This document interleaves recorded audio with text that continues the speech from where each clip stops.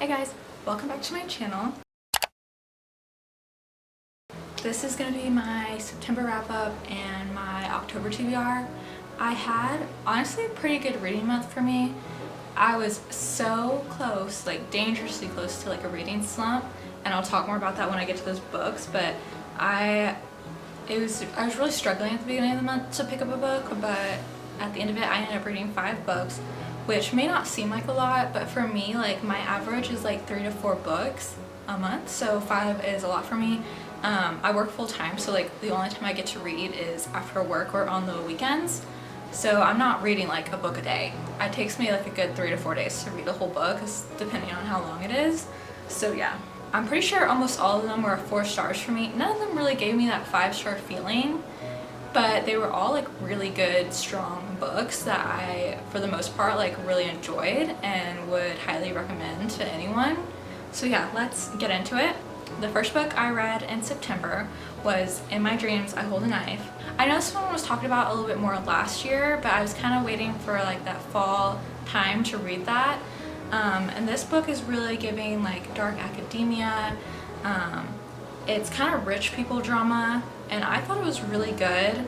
This book is marketed as a crime/thriller novel, and it follows, I believe, 7 kids who are in college, and it does kind of a dual timeline of flashbacks for when they were in college to now when they're having their homecoming reunion. Basically, one of their close 7, they were called the East Half 7 because that was the dorm that they all started in. One of them was murdered, and her boyfriend, who was also in their friend group, was accused of it. And ever since that, like, they grew apart, they didn't really talk, and they all kind of have their own things going on. But they're all brought together back again at this homecoming 10 years later, and the truth kind of finally comes out. So the girl who was murdered, her boyfriend was never actually charged with her crimes. There was just not enough evidence. Her brother doesn't believe that he was the one that tried to do it, and that his sister's killer is just still on the loose. So while all those friends are gathered, all these stories keep resurfacing about what really happened when they were in college, and it was really interesting. So the main character, I don't remember her name. The main character, Jessica, is who we mainly follow throughout this story, and a lot of stuff is told from her point of view. And it was really interesting for me reading about this type of character. She's not a good person by any means. I mean, her thoughts are actually like sociopathic. She's very narcissistic. She craves attention. She'll do anything for attention. She'll, like, really at the end of the day, the way that she's perceived by other people is what matters. And so she was definitely a really interesting main character. And all of her friends, you kind of discover like that they all have their own issues. And I really liked the plot twist in this book. It kind of felt like it kept coming, like stuff would be uncovered and then immediately another truth would come forward. So yeah, I highly recommend it. It was very like cozy fall vibe, and I rated In My Dreams I Hold a Knife 4 stars. I flew through it in like 3 days, which is flying through it for me. This is where my reading month got a little slow. I had checked out, if you saw my last reading vlog, I checked out The Alice 6 by Olivia Blake from my library, and I was so excited to read it. It seemed like something I would love. Like, everyone was talking about it so highly, and I don't know, like, if it just wasn't my mood at the time, but I ended up DNFing that book for now. I just was so incredibly bored, and I think it was just, it's a really hard book to get into because it's just constantly reintroducing you to like the 6 different main characters, and it made me lose interest in like the ones I might have liked because they were only there for 2 seconds, and I was being swept away to someone else's side story, side drama, whatever. And you know, I'm not saying I would never pick it up again, I just might not have been in the mood. And I think that I was really trying to capture that dark academia vibe for September, and I think that I kind of learned it wasn't exactly for me. Like, the In My Dreams I Hold a Knife was a thriller, so it was okay, but the modern fantasy, I think, of this one and the one I tried to read next were just not doing it for me, and I think I just don't really like modern fantasy. When I think of fantasy and think of all the fantasy books I like, they're very like almost period piece, like made up world, like Victorian era, like, or kings, queens, like peasants, and not all that stuff, and not, you know, this, some of the characters in this book were living in New York and going to college and all this stuff, and there just happened to be like magic too, and I don't know, I just don't think it's my favorite, because every book I've read like it, I've either DNF'd or barely got through, which brings me to my next book, Ninth House.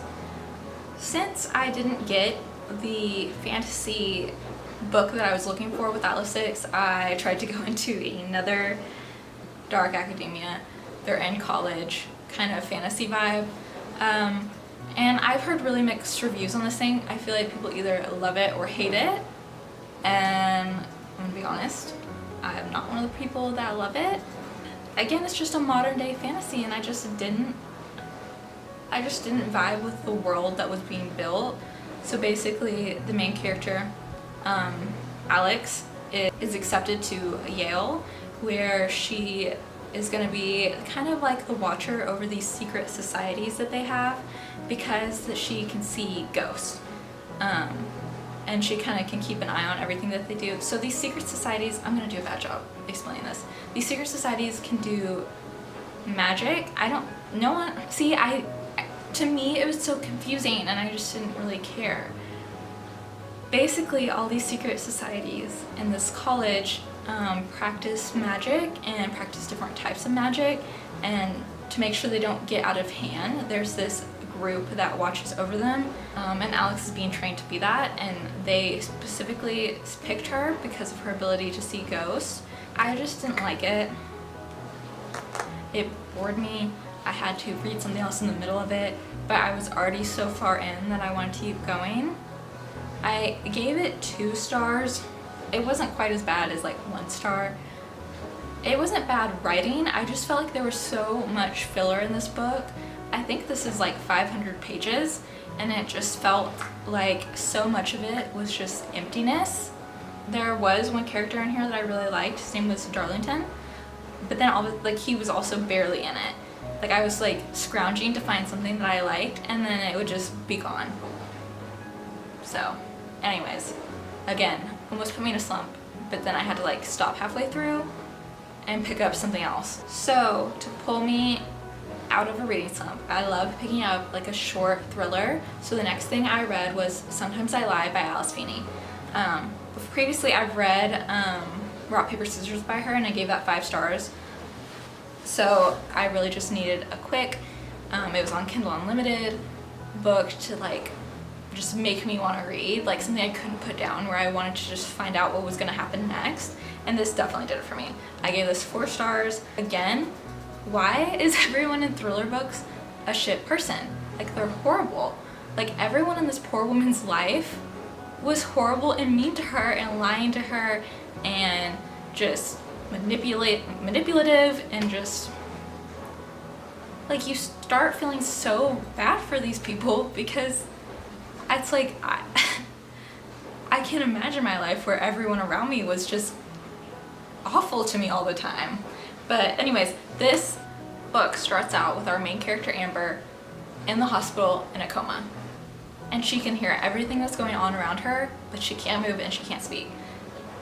That sounds horrifying. That sounds so horrifying. And she doesn't know why she's there. Like, she can't remember who did this to her, and it could be anyone that's in the room with her. She can't tell. She can't open her eyes. She can't talk. She can't scream for help. And I think it starts out with my name is Amber, like, I'm in a coma and my husband doesn't love me anymore. That alone is a lot to unpack. So this, again, it's now when she's in the coma, a week before, and then also you get parts of like childhood letters and diary entries, and it was just really interesting. The twist in this book really got me. This is kind of all the books I read this month were a little a lot of them were like a little dark. Please check the trigger warnings on this. Like there was one part that made me kind of uncomfortable. I'd say the only thing I didn't like about this book was at one part she creates a fake Twitter, and this is just a personal ick of mine. Whenever someone, like an author, brings up social media, it's so unrealistic to me. Luckily this was just one part. But she like posts, she's like, I posted like this random picture of a cat and I already got 100 followers. Like people are so stupid. I wish it was that easy. Like I wish. Girl, I'd have 1,000 followers on here by now. Anyways, other than that, it was a really good read and for the most part it didn't cringe me out, so highly recommend. Okay, the next book that I read was A River Enchanted by Rebecca Ross. I thought this was so fun and so cozy, and just, I know this cover gives spring, but it really was like a fall vibe and a fall mood. She's also the author of Divine Rivals, so if you like that book, I definitely recommend this. It kind of, like, I just love her reading. Like, I feel like I'm right there with these characters, like watching them, like it's almost like it's a movie to me. Everything feels so real, everything's so like well explained, the world is so just magical. This book follows a couple of main and side characters. The first one we're introduced to is Jack. He is a musician. They call him a bard in this book because it's kind of set on this isle, and it's very, I don't know my time periods, but think like cottages. Anyways, he plays the harp, and for a long time he's been on another island that they call the mainland, where he's been studying and trying to become a teacher, but he's called back to his home isle where basically he learns that these girls from their village are going missing and they don't know what's happening, and he's been called back because when he plays his harp he can communicate and call on the spirits. This type of fantasy I heard described as like a folk fantasy, like kind of like folk stories, folk tales. There's mainly, in this world, instead of like gods and whatnot, there's spirits. There's the earth, the wind, the fire, and the water, and they can control stuff, they can move stuff. When people just say someone's name outside, the wind will carry the message to them, or like that gossip spreads really quick in this town, and I thought that was interesting.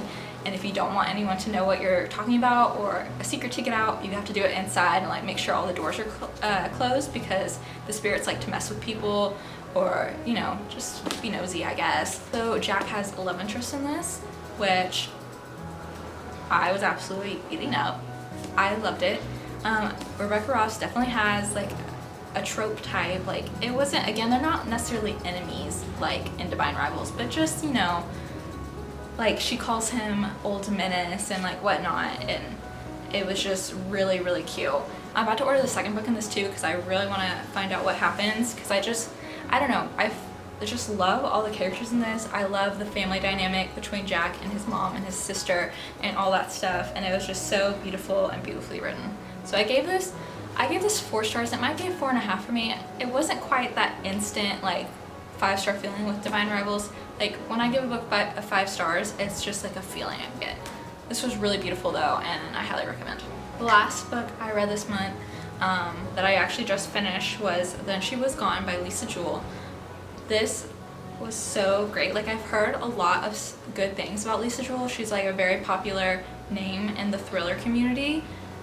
I flew through this book in about like 2.5 days. Like I don't know what it was. The pages must have been short, because I would sit down and read like 100, 120 pages so quick. Like, I'm usually not that type of person, but instantly the prologue in this got me so hooked. Basically, this girl named Ellie went missing when she was 15 years old, and now 10 years later we kind of follow her mom's storyline and just, you know, how life is after her daughter went missing. And then she starts to date this new man, and his daughter looks suspiciously like her daughter. Again, we kind of get a dual timeline where we have Ellie's point of view, like in the weeks leading up to before she went missing, and now with her mom Laurel, and just how she's been coping for the last 10 years, how she finally finds closure, and how she tries to start her life anew. Lisa Joel's writing was just so captivating, and I was in tears between, like, in the first 100 pages. Like, the emotions and she talks about are just so raw, like the mom losing her daughter and not knowing what happens to her for 10 years and just having to just basically act like nothing happened, while also trying to care for her other kids and trying to keep a relationship with her husband, but just everything seems to be falling apart. And it's definitely not a feel-good book. Again, I'm going to say it again, check the trigger warnings, because the plot twist in this book was worse than anything I even imagined. I'm still just like thinking about it. But what I did like about this book, the characters were actually good people, and the mom actually had good people in her life surrounding her. And like, I like that you were like rooting for the people in this book and you wanted the mom to find peace. So anyways, I gave this 4 stars too. Again, I had a lot of 4 stars this month. So this one I checked out on Libby, but so if you have that, or if you have this book available to you, I would recommend. Now into my TBR for October. I think I have about 5 books that I want to read, because that's kind of my limit. Of course, because it's spooky season, I finally want to read The Shining by Stephen King. I have only read a few horror books in my time, and I really want to get more into that genre and like who else to read but Stephen King. So I'm super excited for this. I don't know if it's going to be the next book I read or the one after that. I'm not sure, but definitely this month. The next book on my list is A Good Girl's Guide to Murder. I checked this out from my library. I know that I'm super late to this book, but I have heard such good things about it, and I love a good young adult mystery. I'm really excited. I need to read this soon because I have already had to like renew it. Whenever I go to the library, I can't help myself when I see something that I want to read. I just have to, like, I feel like I have to grab it. I know it's not going anywhere necessarily, but it's like, oh my gosh, I can read this book for free. Like, it's right here. I can just take it home.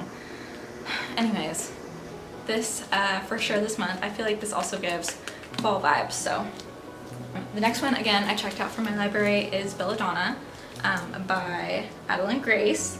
I am really excited for this one, and it might be the next one I go into, because I kind of like to do fantasy, mystery, thriller, fantasy, you know, like that, like a good fantasy romance. And this one kind of has mixed reviews, but I'm really looking forward to it. The cover is just beautiful, and I don't know, I'm super excited. I think this is just a duology, so I definitely like books like that. I'm not really sure what this one's about other than it's like romantasy, but I also heard it described as like a gothic fantasy. So again, giving October, I'm really excited to read. Another one I don't have the physical copy of yet because I'm gonna read it on my Kindle, and it's Six of Crows by Leigh Bardugo. I know, I just read Ninth House by Leigh Bardugo too and gave it 2 stars, but I've heard such great things about Six of Crows. Like, everyone seems to love that series, and I've never read it. I don't know that much about it other than it's like fantasy romance, found family kind of thing. So I'm super excited, and I will be reading that as soon as it comes available. That's it for my October TBR. Don't forget to check out my last 2 videos, and I will see y'all next time. Bye.